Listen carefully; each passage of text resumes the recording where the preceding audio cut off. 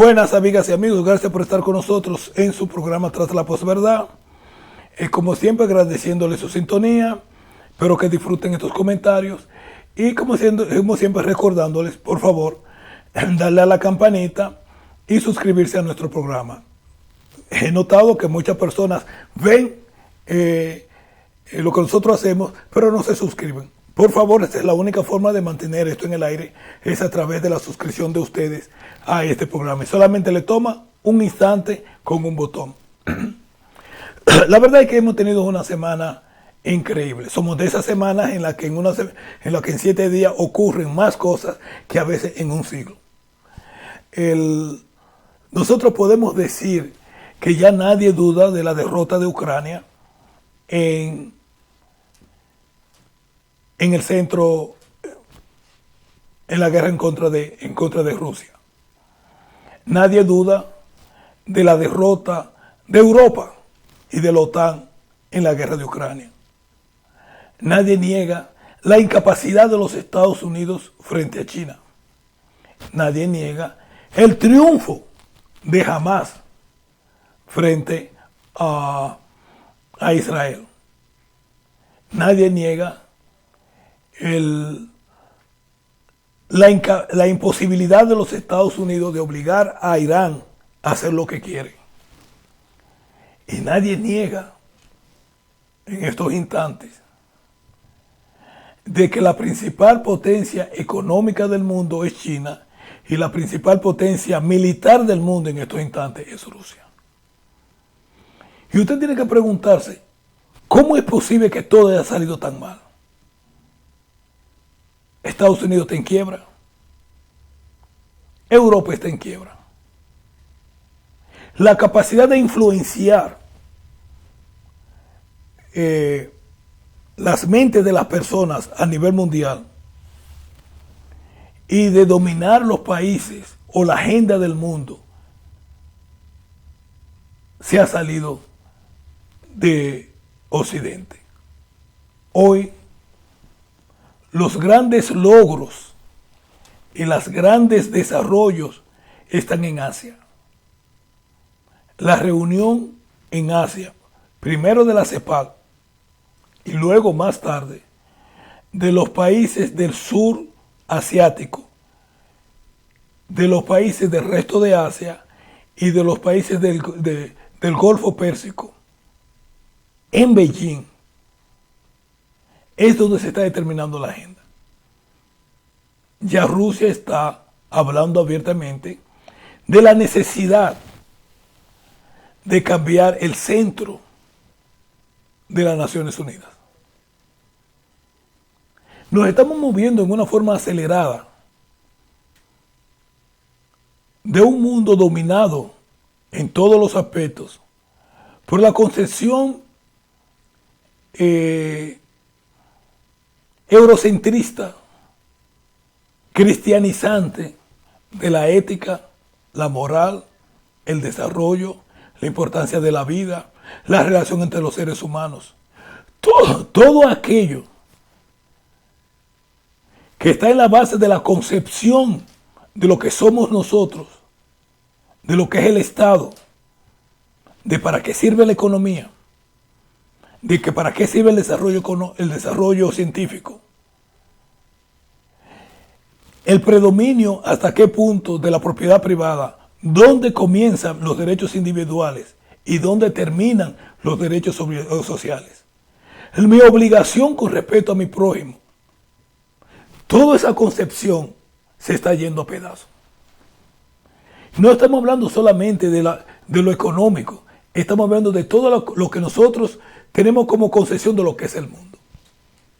Es indudable que durante los últimos 200, 300 años, la concepción de la ética, de la moral, de la relación entre las personas, estuvo dominado por el pensamiento europeo. Un pensamiento europeo que está basado en el cristianismo, un cristianismo que está basado en la interpretación que le dio básicamente la Iglesia Católica y más tarde los grupos protestantes que surgen con Martín Lutero en el siglo XVI a lo que debe ser la relación entre los seres humanos. Independientemente de que en Europa se hable del Renacimiento y que fue el retorno a las concesiones de los griegos, lo cierto es que la mayor influencia en términos de la ética y en términos de la moralidad y en términos del otro está basado más en la Biblia que lo que hubieran dicho los filósofos griegos. Y realmente, yo voy a decir algo que es muy contradictorio, más que contradictorio, ofensivo. Lo cierto es que nosotros hemos observado durante los últimos 300 años una de las demostraciones de crueldad más salvaje en la historia de la humanidad. ¿Por qué? Porque el cristianismo a la europea no comete pecado que no sea salvado por la sangre de Jesucristo. Yo puedo matar 2 millones de iraquíes en una invasión, pero los iraquíes son los otros. Y lo único que yo tengo que hacer es ponerme de rodillas y pedirle perdón a Dios. A mi Dios. A los suyos vino, pero los suyos no lo recibieron. Más a los que lo recibieron le dio potestad de ser hechos hijos de Dios. Un versículo de la Biblia. Lo cual implica que si usted no cree en lo que ellos creen, usted no es hijo de Dios. Los musulmanes, los budistas, los ateos, los indios en las Américas, los chinos en la guerra del opio, ellos no son hijos de Dios. Por tanto, la profundidad de la revolución que está surgiendo ahora va mucho más lejos de simple y llanamente de que si China o Rusia va a ser la potencia predominante en el mundo. Es la concepción básica de cuál debe ser la relación entre los seres humanos. Y a pesar de todo lo que nosotros comentamos de liberalismo y todo eso, nosotros vemos hoy cómo esa concepción fanática de que ellos son los elegidos ha jugado un papel importantísimo en la imposibilidad de resolver problemas básicos en el mundo. El derecho de Israel de cometer un genocidio sobre los palestinos. ¿Por qué? Ellos son los hijos de Dios, el pueblo elegido. Los palestinos son los otros. Son los que no han aceptado a Cristo como su gran Salvador. Y para darle una muestra del nivel de crueldad que es justificable dentro del cristianismo contra los otros, nada más tenemos que leernos a Reyes. Jericó. Nada quedó vivo. Mujeres, hombres, niños, todos fueron asesinados. Las vírgenes violadas y tomadas prisioneras. Gatos, todos los animales pasados por el cuchillo. ¿Por qué? Porque ellos se oponían al designio de Dios. Y ese mismo tipo nivel de creencia fanática se refleja en la relación con los demás. Por tanto, nosotros que vivimos bajo la influencia en el mundo cristiano, tenemos que reconocer que nosotros vemos a los otros con un nivel de indiferencia e inclusive de temor. Las campañas en contra de China. Nosotros tenemos un dicho que dice, el ladrón juzga por su condición. sin conocer ni siquiera la diferencia entre China y Corea, sin ningún tipo de conocimiento de la historia de China. Nosotros pensamos, y muchas personas en Occidente consideran, que si los chinos llegan al poder de hegemonía política y económica que ha disfrutado de Europa, ellos le van a hacer a los europeos y a los norteamericanos peor de lo que ellos le han hecho a los otros. En contraposición de la historia de China. Porque ¿qué sabemos nosotros de China? ¿Es China parte de nuestro currículum de historia? Nosotros, los que hablamos español y que fuimos colonizados por los europeos, el mismo año que Cristóbal Colón llegó acá, terminó la presencia de 700 años de los árabes en la península ibérica. ¿Qué conocemos nosotros de la historia de los árabes? El castellano y los idiomas anteriores al español que se hablaban en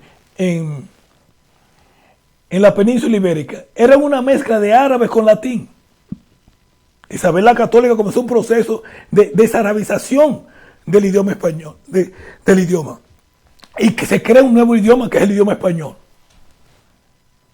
Se le crea una gramática, se le saca un montón de palabras árabes, aunque todavía se considera que alrededor del 20 al 30% de todas las palabras que están en el idioma español son de origen árabe. Pero a nosotros nos han negado conocimientos mínimos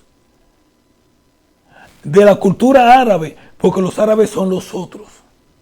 Fueron los que no aceptaron al Hijo de Dios. Y es ese fanatismo religioso la base de la verticalidad del desarrollo humano que los europeos consideran que le pertenece a ellos.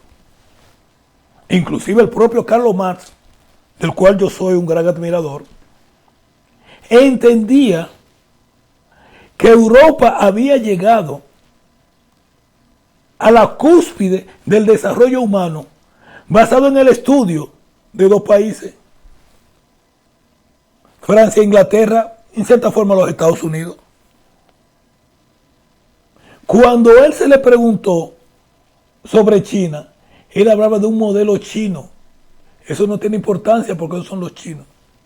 Cuando se le preguntó sobre los movimientos de independencia en Latinoamérica, eso no tiene importancia, nosotros tenemos que dar gracias.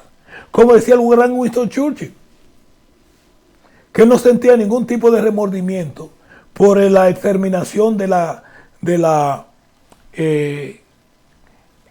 población indígena de este lado, porque fueron reemplazados por una raza más avanzada.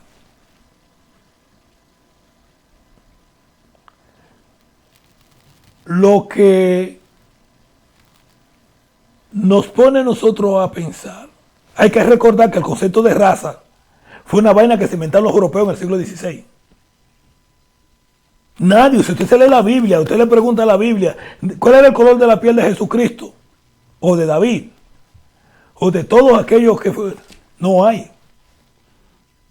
Porque el color de la piel nunca determinó una raza. Tu identificación era religiosa, a qué imperio tú pertenecías, o a qué grupo étnico, tribu, lengua que tú hablas y todo eso. Entonces, este cambio es lo más importante, no es el cambio tradicional que hemos tenido, que pasó de una potencia europea a la otra, que pasó de España a Francia, de Francia a Inglaterra, de Inglaterra así sucesivamente, no. Es una revolución en la forma de todo lo que significa ser un ser humano, de lo que significa ser un ciudadano, de cuál es mi obligación y mi relación con mis conciudadanos, y el concepto de que por primera vez todos somos miembros de un solo ecosistema.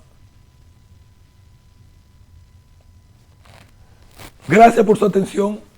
Espero que yo no haya ofendido, espero que haya ofendido a varias personas y que esto sea el inicio de un conversatorio en el mundo hispano sobre quiénes somos nosotros. Nosotros hemos sido los generadores de una nueva civilización o simple y sencillamente somos descendientes de los europeos. Yo particularmente considero que yo soy miembro de una nueva versión civilizatoria que se llama República Dominicana, donde elementos diversos han conformado no solamente cómo nosotros nos vemos, sino cómo intercambiamos y nos interrelacionamos con el medio ambiente. ¿Por qué somos lo que somos?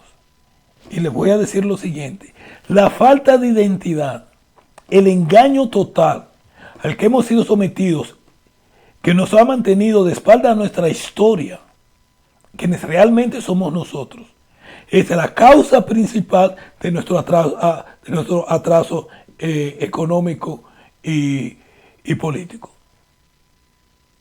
Porque el otro, por el apellido, por el color de la piel, por lo que él considera que él es español, él es francés, él es indio, y nos olvidamos que somos forjadores de un nuevo concepto civilizatorio que tiene nombres y apellidos, que es México, que es Argentina, que es Colombia, que es Uruguay, que es República Dominicana.